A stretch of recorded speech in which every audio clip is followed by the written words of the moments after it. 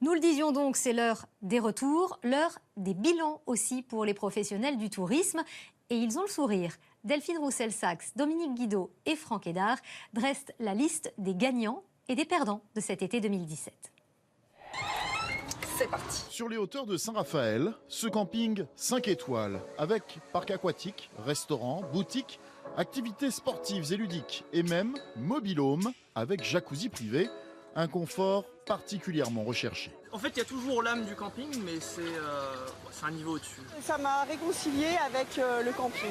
Plus de luxe, plus de services, c'est plus de clients pour l'établissement. Une clientèle qui ne veut plus aller dans l'hôtellerie, parce que dans un hôtel, vous ne trouverez pas de parc aquatique comme ici derrière, avec des toboggans. Dans un hôtel, vous ne trouverez pas une salle de squash, de terrain de tennis, du golf, du volley, du beach volley, etc., etc. Des soirées événementielles tous les soirs. Résultat, dans les tops de cet été, les campings haut de gamme, mais aussi les parcs à thème et surtout les locations entre particuliers. De nombreuses plateformes avec 700 000 hébergements partout en France, aux tarifs avantageux pour les vacanciers.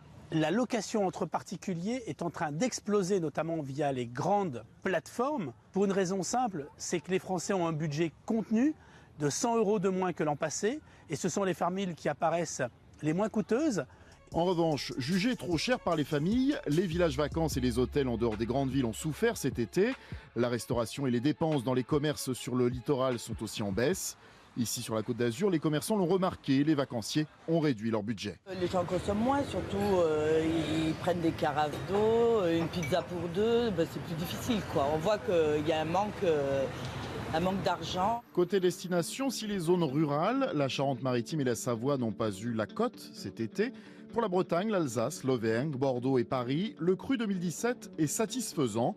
La saison estivale est loin d'être terminée. Les professionnels du tourisme constatent une accélération des réservations de dernière minute. Le mois de septembre s'annonce donc prometteur.